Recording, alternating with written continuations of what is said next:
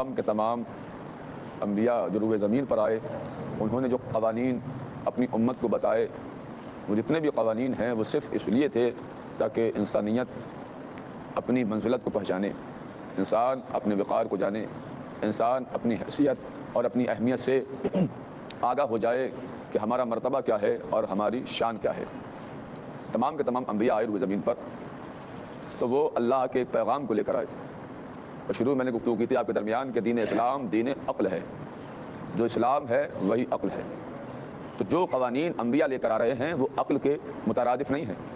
بلکہ عقل کے ہی موافق ہے، یعنی عقل سے ہٹ کر نہیں ہے۔ جو بھی قانون ہیں وہ عقل انہیں تسلیم کرتی ہے۔ وہ الگ بات ہے کہ انسان کی عقل اس قابل نہیں ہے کہ وہ درک نہیں کر پا رہا ہے، محسوس نہیں کر پا رہا ہے، مگر وہ عقل کی ہی بدولت جو قانون آئے ہیں اس لیے آئے ہیں تاکہ انسان کی زندگی خوشگوار ہو سکے، تاکہ انسان راہ مستقیم پر چل کر اپنی زندگی کو سنوار لے۔ تمام کے تمام قوانین الہیہ جو ہے، جو قانون ہے، اگر آپ انہیں صرف قانون سمجھ کر انجام دیں گے تو آپ کو لگے گا میں کیا کر رہا ہوں، نماز کیسے اٹھوں، کیسے نماز پڑھوں، کیسے روزہ رکھوں، تو آپ کو یہ کرتے ہوئے کراہیت محسوس ہوگا، یہ کیوں کرے، یوں کیوں کرے۔ لیکن اگر ان تمام کے تمام افعال کے پیچھے جو علل و اسباب ہیں، جن علل و اسباب کی بنا پر یہ قوانین مرتب کیے گئے ہیں، اگر ان سے آگاہی اگر آپ کو حاصل ہو جائے تو کبھی بھی قانون الہیہ سے آپ بغاوت نہیں کریں گے۔ جتنے بھی جو قانون نافذ ہوئے ہیں، چاہے روزہ ہو، چاہے نماز ہو، چاہے حج ہو، چاہے زکوٰۃ ہو، چاہے اچھا کام کرنا، جتنے بھی ہے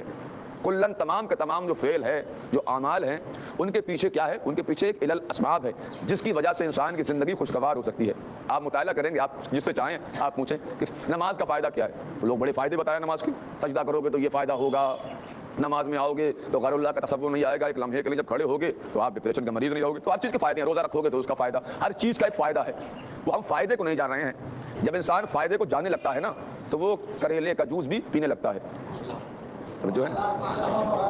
اور اگر فائدے کو نہیں جانتا ہے تو اگر امرت بھی ہو تو اس کا من نہیں کرے گا، میں نہیں پیوں گا، ذائقہ اچھا ہے کیونکہ اس لیے اس کو اس کی اہمیت نہیں معلوم ہے۔ اگر اہمیت معلوم ہو جائے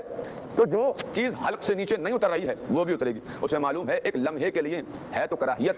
لیکن جب یہ شکم میں جائے گی، یہ بطن میں جائے گی تو اس کی وجہ سے ہم بیماریوں سے بچیں گے۔ اسی طریقے سے نماز، اگر نماز کو آپ نماز کی طرح پڑھیں گے، بخدا اگر آپ نماز پڑھیے، نماز پڑھنے کے بعد میں صدق دل سے معرفت کے ساتھ آپ اللہ کی بات کیجیے، ایک ہفتہ آپ پڑھ لو کس کے طریقے سے، مطمئن ہو کر عقیدت کے ساتھ پڑھ لو، اس کے بعد میں اگر آپ کی ایک نماز چھوٹے گی تو آپ کو اچھا لگے گا میری کون سی چیز چھوٹ گئی، کیونکہ اس لیے اب جو آپ کا سجدہ ہو رہا ہے وہ معرفت کے ساتھ ہو رہا ہے۔ تو ایک جو نبی آئے ہیں وہ کس کے لیے آئے؟ روح کا علاج کرے، بدن کا علاج کرے، روح کا علاج، بدن کا علاج۔ تمام کے تمام انسانوں کو معلوم ہے یہ کرنا چاہیے، یہ کرنا نہیں چاہیے، مگر انسان کر رہا ہے۔ اسلام نے وہ تمام کے تمام چیزیں جو انسان کے بدن کو نقصان دیتی ہے ان سب کو ایک جگہ جمع کیا، جمع کرنے کے بعد اس کو ایک باؤنڈیشن لگا دی، ایک سرحد کھینچنے کے بعد کہا یہ جتنی بھی چیزیں ہیں سب حرام ہیں، اب اس کی طرف مت جانا۔ اب آپ حرام کو نہ دیکھو یہ چیز حرام ہے، بلکہ اس کے اندر جو حرام ہے اس کے سبب ہوتا کیا ہے، وہ تمام چیزیں کرو گے آپ تو اللہ کو نقصان کچھ نہیں ہوگا، نقصان آپ کے بدن کو ہوگا۔ اللہ نہیں چاہتا ہے کہ میں نے جو شاہکار تخلیق کر کے بھیجا ہے، جس کو بنانے کے بعد میں نے کہا فتبارک اللہ احسن الخالقین، مجھ سے بہتر خلق کرنے والا کون ہے، کہیں ایسا نہ ہو دنیا میں جائے پریشانی کا سامنا کرنا پڑے۔